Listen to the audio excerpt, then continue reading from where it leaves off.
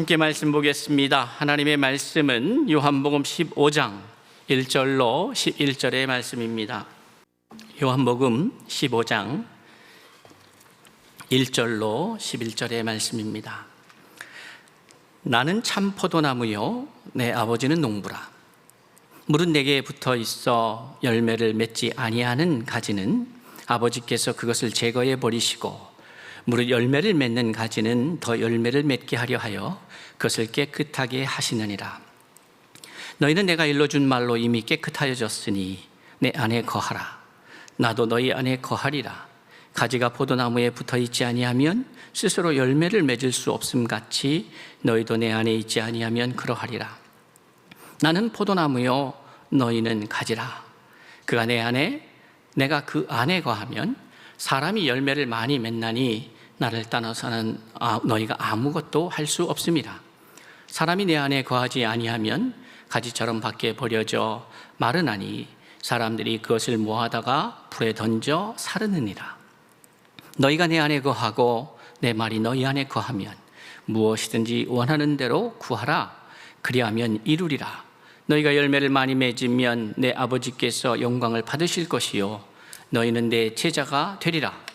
아버지께서 나를 사랑하신 것 같이 나도 너희를 사랑하였으니 나의 사랑 안에 거하라. 내가 아버지의 계명을 지켜 그의 사랑 안에 거하는 것 같이 너희도 내 계명을 지키면 내 사랑 안에 거하리라. 내가 이것을 너희에게 이름은 내 기쁨이 너희 안에 있어 너희 기쁨을 충만하게 하려 함이라. 아멘. 참으로 반갑고 감사합니다. 하나님의 은혜의 말씀을 경험하는 것도 복된 일이지만 그것을 나눌 수 있다는 것 또한 큰 기쁨이다 이렇게 여겨집니다. 나만의 기쁨이 아니라 우리의 기쁨이 되고 우리의 기쁨을 넘어서서 이 온 땅 가운데에 생명의 기운으로 가득 차는 하나님의 역사, 그것을 우리를 통하여 우리와 함께 행하신다고 한다면 그것은 한 존재가 이 땅에 존재하면서 누릴 가장 큰 영광스러운 일이다 이렇게 생각이 되어집니다. 생명의 일, 살리는 일, 그것보다 더 귀한 일은 없는 것이죠. 하나님이 이 땅에 생명을 불어넣으시고 그 생명을 통하여 또 다른 생명들이 나타나게 되고 때로는 생명들 가운데에 지치고 넘어지고 쓰러져 있는 그러한 존재들에게도 새로운 생명의 기운이 성령의 역사가 들어가서 그들을 회복케 하고 다시 본래 존재의 목적에 맞춰 생명을 낳는 자로 세워지는 것, 그것이야말로 가장 영광된 일이라 생각이 됩니다. 저는 우리 서울 중심교회와 코디엠교회 성도들의 구체적인 삶을 통하여 여러분들이 살아날 뿐만이 아니라 여러분의 생명의 역사가 또 다른 누군가를 살려내는 아름다운 역사가 될 수 있기를 주의 이름으로 축복합니다. 살리는 일, 그것보다 더 귀한 일은 없는 것이죠. 그래서 여러분들은 함께하고 있는 자들을 응원하고 새 힘을 불어넣고 그들의 필요를 함께하며 나아갈 때에 하나님의 역사, 성령의 역사가 여러분을 통하여 세상까지 끝까지 흘러갈 줄로 믿습니다. 저는 이 요한복음 15장의 말씀, 오늘 말씀 기쁨이 충만한 삶으로 초대합니다 라는 말씀의 제목으로 오늘 함께합니다. 오늘 이 요한복음 15장 1절에서 11절의 말씀은 우리가 잘못 보면 열매라는 곳에 초점을 맞출 수가 있습니다. 열매. 그래서 15장에 이 처음에 시작하는 거 보면 포도나무, 예수께서 비유의 말씀을 들려주시면서 나는 포도나무다. 그리고 아버지는 농부라. 이러면서 초반에 나오는 이야기는요, 마치 열매를 맺지 않으면 너 안 돼, 혼나, 뭐 이런 느낌이 그냥 언뜻 들 수 있는 말씀이 아닐까 싶습니다. 물은 내게 붙어 있어 열매를 맺지 않은 가지는 아버지께서 그것을 제거해 버리시고 무릇 열매를 맺는 가지는 더 열매를 맺게 하려 하여 그것을 깨끗하게 하시느니라. 이렇게 말씀을 보다 보니까 열매를 맺지 않으면 야, 이거 참 위험해지겠는데? 뭐 이런 마음도 들지 않겠습니까? 그래서 또 많은 설교가들이 이 부분에 집중해서 말씀을 나누게 됩니다. 그런데 그것이 틀린 말씀도 아니고 그러한 측면도 있고 또 그것을 우리가 유념해야 될 부분도 있습니다. 그런데 좀 더 이 이야기를 이렇게 와이드 화면으로 잡으면, 여러분 옛날 TV 선전이 그런 게 있었어요. TV가 이렇게 영상으로 보여주다가 TV에 나오지 않는 부분이 있지 않겠습니까? 근데 이제 다시 소개되는 신상품은 와이드 화면이 돼서 확장해 보니까 어떤 다른 이야기들이 우리가 모르는, 못 봤던 이야기들이 나오는, 기억하십니까? 그런 선전이 있었던 기억이 납니다. 그러니까 오늘의 이 말씀을 이 말씀으로부터 좀 더 와이드 화면으로 잡아서 좀 확장해서 이야기하다 보면 11절 말씀을 우리가 주목하게 됩니다. 우리 한번 11절의 말씀을 함께 볼까요? 우리 함께 한 목소리로 읽겠습니다. 시작. 내가 이것을 너희에게 이름은 내 기쁨이 너희 안에 있어 너희 기쁨을 충만하게 하려 함이라, 이렇게 말씀하고 있어요. 그러니까 이 앞에 이 이야기를 쭉 설명하고 말씀하시면서 이야기한 이유가 나와 있는 것이죠. 그러니까 내가 이것을 너희에게 이르는 것은 너희들을 막 닥달하고 막 좀 이렇게 쪼아서 열매를 맺어라, 이러기 위해서 한 것이 아니다. 그것이 아니고 내가 이것을 너희에게 이름은 내 기쁨이 너희 안에 있어 너희 기쁨을 충만하게 하려 함이라, 이게 목적이었던 것이죠. 그러니까 예수님의 이 말씀의 메시지의 목적은 여러분의 기쁨이 충만하게 하려고 하셨다, 믿으시기 바랍니다. 그러니까 이 말씀을 그렇게 봐야 되는 것이죠. 어떻게 하면, 그러면 이 이야기를 오늘의 말씀의 제목과 연결해서 말씀드리자면 이런 것이죠. 여러분을 예수님이 지금 어떻게 하는 거예요? 기쁨이 충만한 삶으로 초대하고 계시는 것이죠. 하나님은, 우리 주님은 여러분이 기쁨이 충만한 삶을 사시기를 원하고 계시다. 그리고 그것으로 여러분을 초대하고 계시다. 이렇게 말씀을 드리고 싶습니다. 기쁨이 충만한 삶. 자, 그러면 우리가 이 기쁨이 충만한 삶을 어떻게 이해해야 될 것인가? 여러분, 우리가 생각하는, 또 여러분이 생각하는, 제가 생각하는, 우리 사람들이 생각하는 기쁨이 다 내용이 다를 수 있습니다. 기쁨에 나타나는 현상은 다 비슷합니다. 어떤 현상일까요? 기쁠 때 나타나는 현상, 웃음이죠. 기쁜데 웃지 않는 분들은 정말 저는 잘 못 봤는데, 혹시 그런 분들이 있으면 별난 사람이죠. 너무너무 기쁜데 웃지 않는다. 물론 정도의 차이는 있습니다. 깔깔거리고 웃는 분도 있고, 이렇게 손을 입에 갖다 대고 아주 고급스럽게 웃는 분들도 있을 수 있지만, 그러나 기쁨이 다가왔을 때, 혹은 기쁨의 상황이 발생했을 때에 우리의 모든 표현은 웃음으로 연결되어지는 것이죠. 저는 우리 지난 2년 넘게 참 많이 힘드셨죠. 다시 하나님이 주시는 기쁨으로 여러분의 얼굴에 웃음이 가득 차기를 주의 이름으로 축복합니다. 그리고 그것을 넘어서서 여러분 때문에 여러분 주위에 있는 사람들이 웃을 수 있기를 바랍니다. 이것은 대단히 도전적인 이야기입니다. 어렵거든요. 쉽지 않습니다. 그러나 우리가 가야 할 지점이다, 이렇게 말씀드리고 싶습니다. 오늘 말씀으로 돌아와서 다시 한번 이 말씀을 여러분이 한번 묵상할 때에, 이 말씀을 하시는 이유는 우리에게 기쁨이 충만케 하시기 위해서, 우리의 삶이 기쁨이 넘치는 삶이 되기 위해서 말씀하셨구나라는 것을 여러분이 믿고 이 말씀을 바라보셔야 한다는 것이죠. 그런데 중요한 게 있어요. 어느 때 기뻐하느냐는 사람마다 다 다릅니다. 그리고 상황에 따라 다릅니다. 그렇죠? 여러분의 처한 형편에 따라서 그 기쁨의 내용들이 달라질 수가 있는 거예요. 그런데 오늘 우리가 뒤에 이야기, 너희 기쁨을 충만하게 하려 함이다라는 말 이전에 나오는 또 다른 이야기가 있는데 이것이 매우 중요합니다. 그것은 무엇인가 하면 내 기쁨이라는 말이에요. 너희 기쁨을 충만하게 하려고 하는데 그 앞에 이러한 일이 일어나기 전에 먼저 되어야 할 조건이 있다. 이걸 예수의 진리의 말씀인 예수의 말씀을 감안해서 이 이야기를 본다면 뭐냐면, 너희가 생각할 때에, 너희가 느낄 때에 이러한 상태가 기쁨이 충만한 상태라고 생각할 수 있다. 사람마다 그렇게 생각할 수 있잖아요.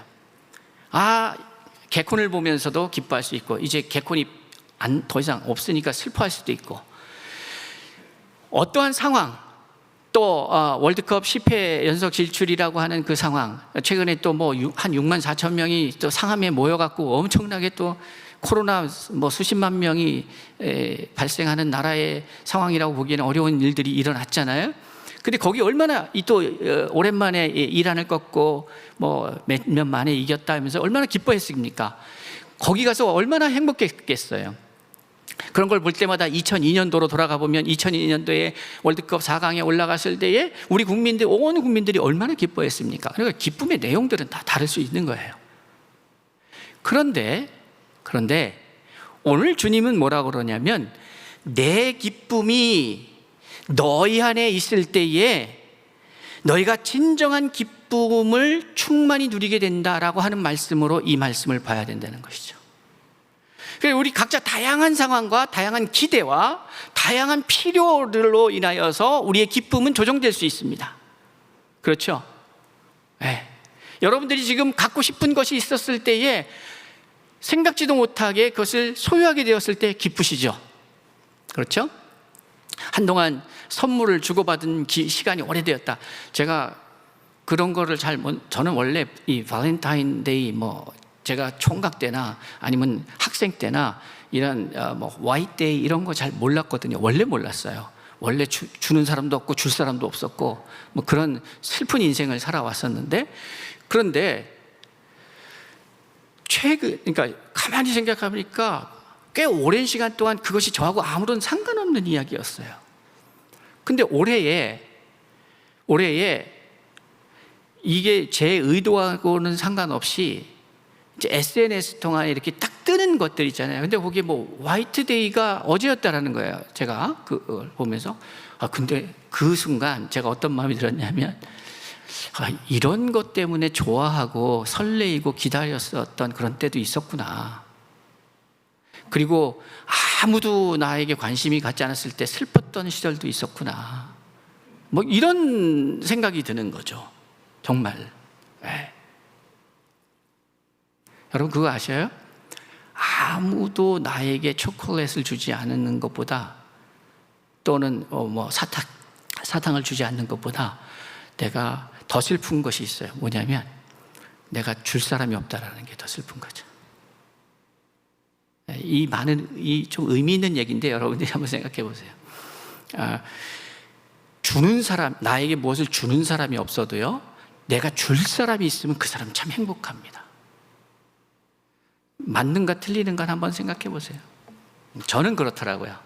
누군가 저에게 무엇을 안 줘도 제가 줄 사람이 있으면 제가 콩닥콩닥 하는 거죠.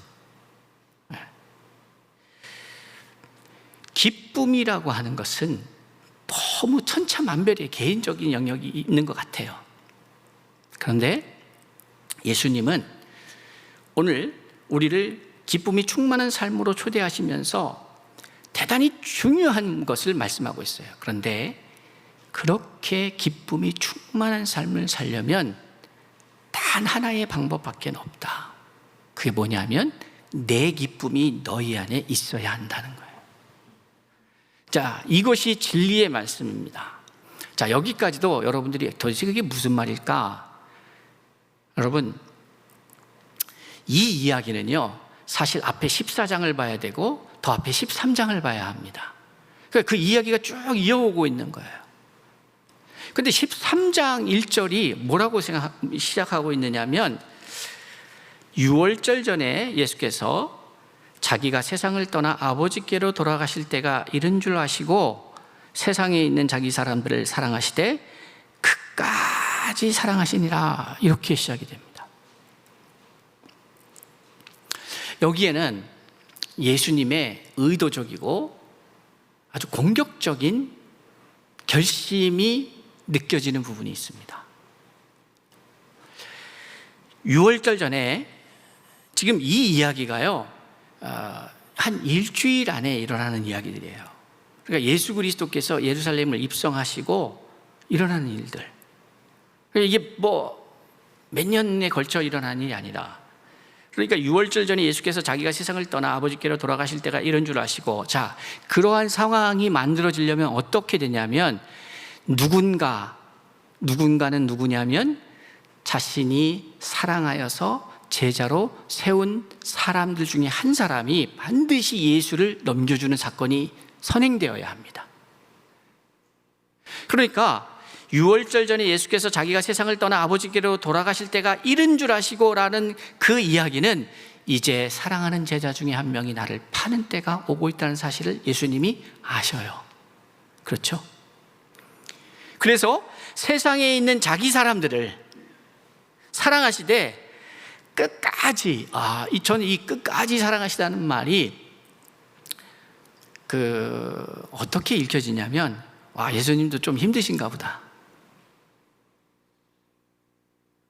자기가 사랑했는데, 자기가 자신께서 제자로 삼아주셨는데, 나를 은삼십에 팔다니.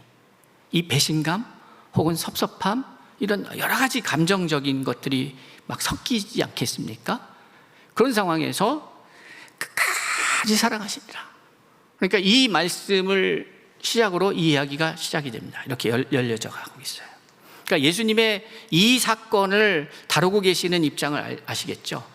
예수님은 막 여러 가지 복잡한, 단순히 기뻐할 수 있을 만한 상황이 아닌 상황이 얼마든지 일어날 것을 아심에도 불구하고 어떻게 결정하셨냐?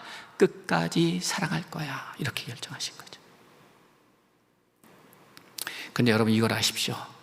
끝까지 사랑할 때에 가장 행복한 것은 예수입니다. 예수 안에 사랑이 있기 때문에, 예수 안에 분노가 없고, 예수 안에 절망이 없고, 예수 안에 낙담도 없고 원망도 없으니까요. 섭섭함도 없으니까요. 그러니까 예수가 가장 행복한 거죠. 사랑하는 이가 행복한 거죠. 그런 이야기로 시작이 되는 거예요. 그러면서 이제 우리가 잘 아는, 요즘은 잘 안 하잖아요, 세족식이 나옵니다. 성찬의 이야기가 나옵니다. 그리고 말씀하십니다. 너희 중에 하나가 나를 팔 거야. 그러면서 이런 이야기가 쭉 나가고, 베드로도 다른 사람은 몰라도 나는 예수님 끝까지 갈게요. 그랬더니, 야, 그래 고맙다. 그런데 실상은 닭 울기 전에 네가 나를 3번 부인할 거야. 이 이야기로 13장이 맞춰져요. 그리고 14장으로 넘어가서 그렇지만 사랑하는 자들아, 근심하지는 말아라. 너희는 마음에 근심하지 말라. 하나님을 믿으니 또 나를 믿으라. 내가 죽는다고 해서. 근데 사실 이 상황을 제자들은 잘 모르고 있어요. 어떤 상황이 전개될 건지. 예수님은 그렇게 말씀하시는데 이 사람들은 그걸 잘 듣고 있지 않아요. 그래서 예수님께서 참 어떻게 보면은 정서적으로는 무겁을 수도 있고 참 복잡할 수도 있고 참 막 이렇게 스트로크를 하고 있는 그러한 감정을 라인을 가지고 이 이야기를 하고 계시는 건데, 도마가 묻습니다. 주여, 주께서 어디로 가시는지 우리가 알지 못하는데 그 길을 우리가 어찌 알겠습니까? 예수께서 이르시되 내가 곧 길이고 진리고 생명이니 나로 말미암지 않고는 아버지께로 올 자가 없느니라. 이런 이야기를 쭉 해가세요. 쭉 나가다가 마지막에 보혜사 성령에 대한 이야기가 이제 등장을 합니다. 보혜사 성령이 나타나실 거예요. 그리고 그 보혜사 성령께서 하시는 일에 대해서 14장 26절 이하에 보니까 보혜사 곧 아버지께서 내 이름으로 보내실 성령 그가 너희에게 모든 것을 가르치고 내가 너희에게 말한 모든 것을 생각나게 하리라. 평안을 너희에게 끼치노니 곧 나의 평안을 너희에게 주노라. 내가 너희에게 주는 것은 세상이 주는 것과 같이 아니하다. 너희는 마음에 근심하지도 말고 두려워하지 말라. 내가 갔다가 너희에게로 온다 하는 말을 너희가 들었나니 나를 사랑하였더라면 내가 아버지께로 감을 기뻐하였으리라. 이렇게 이야기가 되죠. 자, 그러니까 앞에서 어떤 이야기가 나오는 거냐면 예수님께서 십자가에 달려 죽으실 것, 그리고 그것의 의미가 무엇인지, 그리고 부활이 있을 것이고, 그리고 당신은 그 길을 가야 함을 얘기하는데 이 이야기를 전혀 눈치채지도 못하는 제자들은 엉뚱한 이야기만 하고 있는 상황인 것입니다. 그리고 예수님은 이미 아셨습니다. 가룟 유다가 자신을 팔 것이라는 거. 그래서 그럼에도 불구하고 나는 끝까지 저 사람을 사랑할 것이다 라는 말까지 남기십니다. 자, 그런 상황인 거죠. 자, 이런 예수님은 아셨어요. 당신이 떠날 때 얼마나 제자들이 실망하고 절망하고 두려워할 것이라는 사실을. 그러니까 이들에게는 하늘의 평강이 필요했는데, 그럼 어떻게 해서 상황은 이런데, 상황은 절망인데, 상황은 도대체 희망을 찾을 수 없는 상황인데, 상황은 에스겔 골짜기의 뼈 무덤 가운데 있는 것 같은데, 에스겔서에 나오는 그 골짜기의 뼈 무덤과 같은 절망의 상황인데, 희망을 찾을 수 없는 상황, 그런 상황인데 어떻게 이들에게 참 진리의 말씀으로 회복시킬 수 있을까? 평안을 줄 수 있을까? 하시면서 성령이 답이다 이렇게 말씀해요. 성령이 오시면 내가 너희에게 가르친 말들 지금은 니들이 생각하지도 못하고 기억하지도 못할 수 있으나 성령께서 기억나게 하실 것이야. 그리고 그 말씀이 너로 살게 할 것이야. 그런데 성령이 오셔서 너희와 함께 하셔야만 이 문제가 해결되는데, 그리고 그 상태가 어떤 상태냐? 바로 기쁨이 충만한 상태인데, 이 기쁨이 충만한 상태가 되기 위해서는 나의 기쁨이 너희 안에 있어야 할 텐데, 나의 기쁨이 너희 안에 있다는 것이 곧 뭐예요? 성령이 함께 하는 것이야 라고 말하는 것이죠. 왜 그러냐요? 그러니까 이 모든 상황을 정리할 수 있고 이 모든 상황을 해결할 수 있는 그 답이 뭐예요? 그것을 해결하시기 위해서 14장에서 예수께서 던지신 말씀은 뭐예요? 내가 너희를 위하여 또 다른 보혜사, 함께 하시는 성령을 보낼게. 이게 예수가 제시한 제자들이 앞으로 두려워야 될 과거의 두려움, 현재의 두려움, 앞으로 맞이할 두려움. 그것을 우리가 우리의 상황으로 말씀드리자면 과거의 문제에 잡혀서 지금 어려움을 겪고 있는 분들도 있잖아요. 그리고 지금 계속해서 겪고 있는 어려운 문제들이 있잖아요. 그리고 앞으로 어떠한 일이 일어날지 몰라서 다가올 문제들로 인하여서 우리는 염려하고 있잖아요. 그런데 이 모든 문제를 해결할 수 있는 답이 뭐냐? 성령이 오셔야 한다는 거예요. 그럼 성령이 오셔서 너희와 함께 한다는 게 뭐냐? 그 이야기를 이제 요한복음 15장에 그게 무슨 말인지를 풀어가시는 거예요. 그러면서 하시는 말씀이, 기억하십시오. 답은 성령입니다. 그리고 성령이 오셔야 기쁨이 충만할 수 있습니다. 내 기쁨이 너희 안에 있을 때에 너희가 기쁨이 충만할 수 있는데, 나의 기쁨은 뭐냐? 나와 함께 하시는 성령, 앞으로 오셔서 너희와 함께 하실 그 성령이 기쁨이야. 그런데 왜 그렇게 되느냐? 이제 설명을 할게. 나무가 있다. 나는 나무야. 너희는 가지야. 가지가 나무에 붙어 있어야 열매를 맺는 거야. 열매는 너희가 노력한다고 되는 게 아니야. 붙어 있어야 돼. 그 표현을 명확하게 이렇게 설명하십니다. 너희가 내 안에, 내 말이 너희 안에. 그러니까 말이 너희 안에. 이것을 제가 지금 뭐라고 표현하고 있는 거예요? 성령이 너희 안에.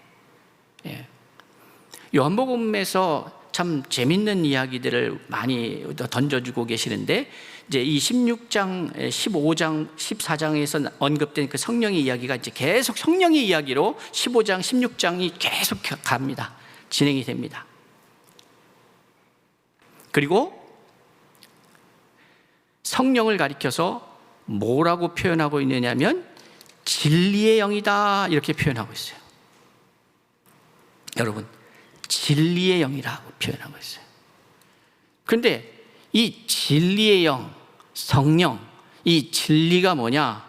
진리를 요한은 그렇게, 예수님의 말씀을 빌어서 요한복음은 그렇게 표현하고 있어요. 아버지의 말씀이 진리입니다. 성령은 진리의 영입니다. 그러니 성령은 말씀의 영입니다. 말씀은 살아서 역사하시는 창조의, 그분이 창조의 주역이었던 태초에 천지를 창조하신 하나님이 말씀이셨습니다. 그 요한이 이야기하고 있는 증언이죠. 그러니 우리가 이제 이 말씀을 정리하면 이런 거예요.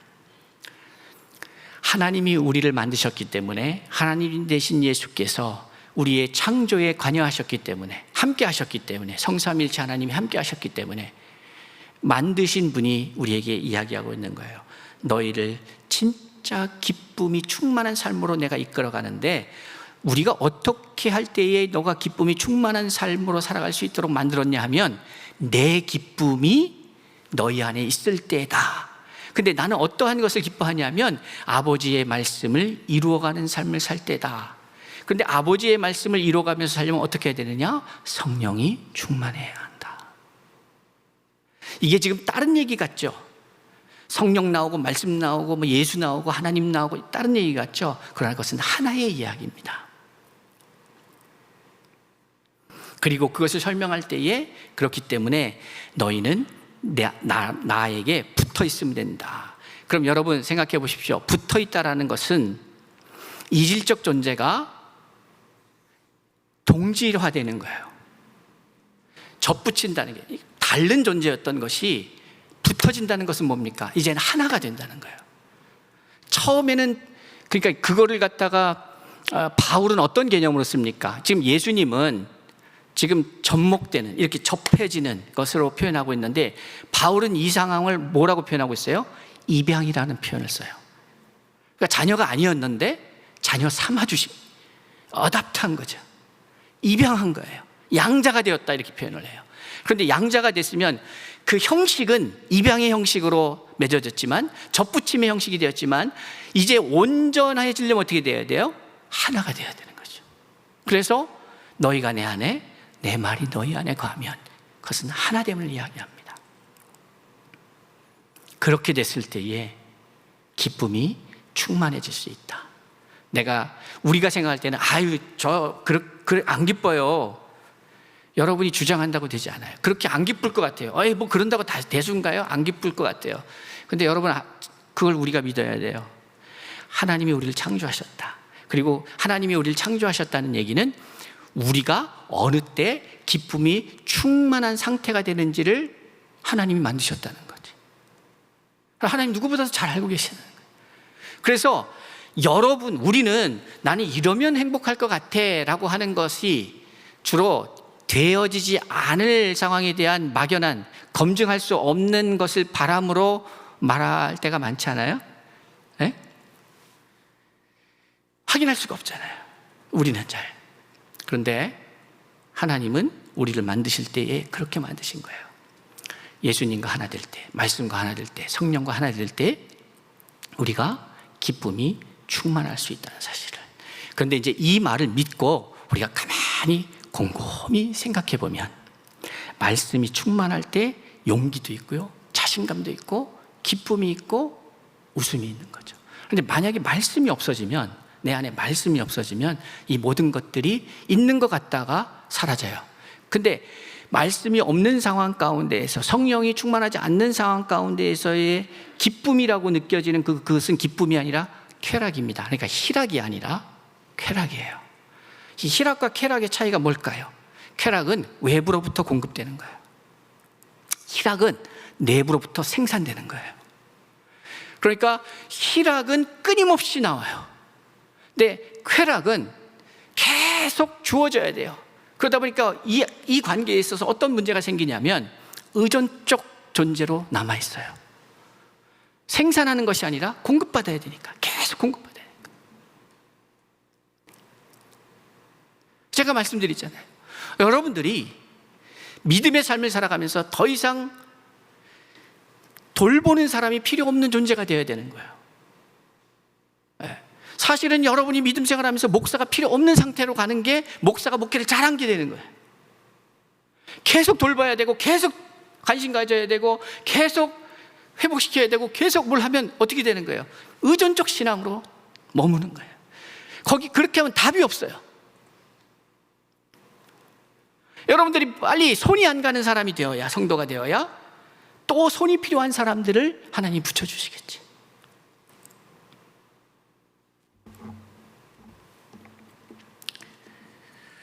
기쁨이 충만한 삶으로 초대한다는 것은 다른 말로 표현하자면 여러분이 기쁨을 생산할 수 있는 자가 되게 하겠다. 그런데 그러기 하기 위해서는 어떠한 사람이냐? 바로 예수의 기쁨을 소유한 자다. 예수님은 무엇을 기뻐했을까? 세상의 부귀 영화일까? 아니죠. 세상의 권력일까? 아니죠. 우리 너무 잘 알잖아요. 그렇죠? 그러니까 우리가 이 앞에 열매라는 부분을 잘 생각해야 돼요. 열매. 포도나무에서는 어떤 열매가 맺어집니까?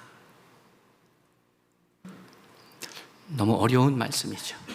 포도나무에서는 포도 열매가 맺혀져야 됩니다. 그러니까 이것은 가지의 책임입니까? 나무의 책임입니까? 가지의 책임이 아닙니다.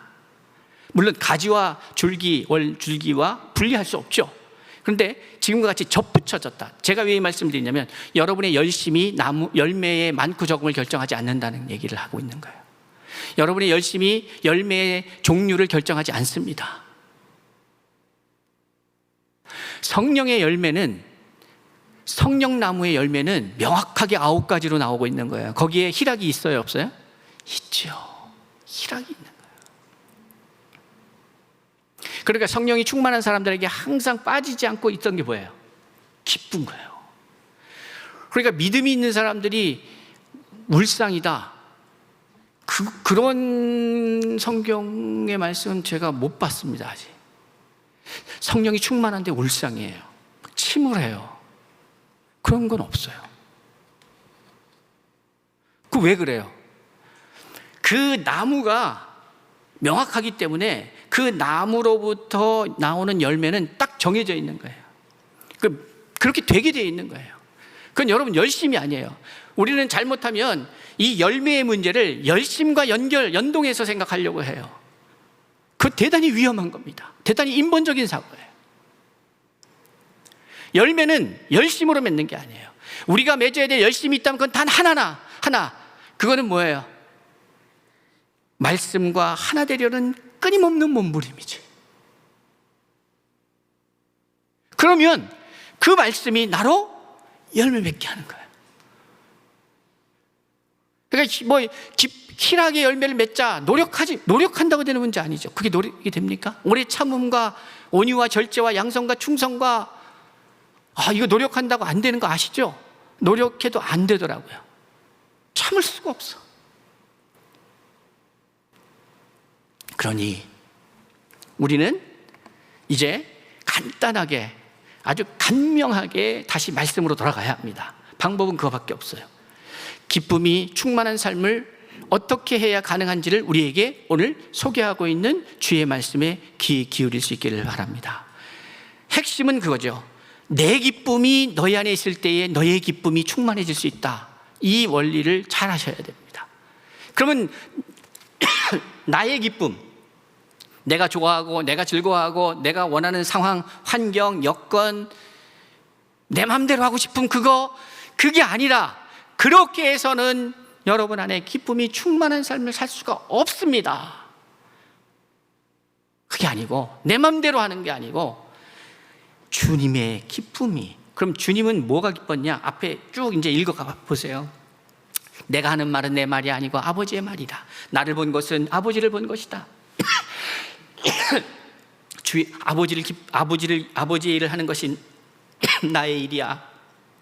이 얘기를 계속해서 반복적으로 하고 계세요. 그러니까 그 이야기는 뭡니까?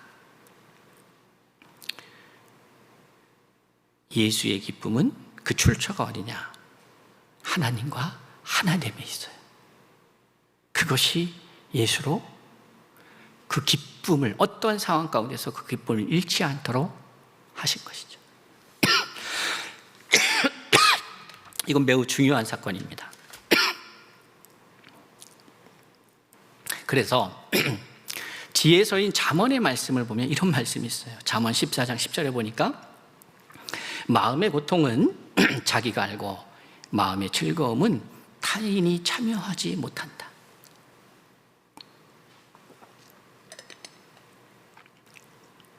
이 기쁨, 즐거움, 이것이 마귀가 주는 즐거움, 마귀가 주는 기쁨이 아니라 하나님과 함께함으로 누릴 수 있는 그 기쁨, 그것이 우리가 기쁨이 충만한 삶을 살게 되는 것이죠. 그리고 그 얘기는 어떠한 상황 속에서도 기쁨을 잃지 않는 존재가 되었음을 의미합니다.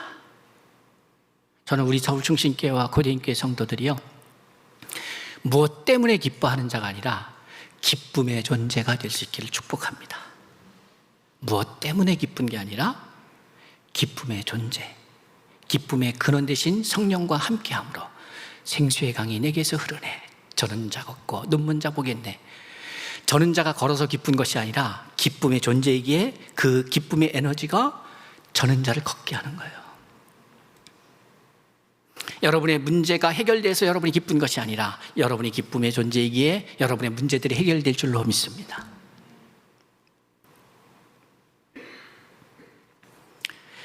마음의 즐거움은 얼굴을 빛나게 하여도 마음의 근심은 심령을 상하게 한다.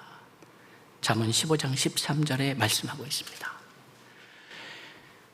주님과 하나됨으로 기쁨의 존재가 되고 주님의 기쁨을 소유함으로 기쁨이 충만한 삶을 살아가는 저와 여러분이 되시기를 주의 이름으로 축복합니다. 기도하겠습니다.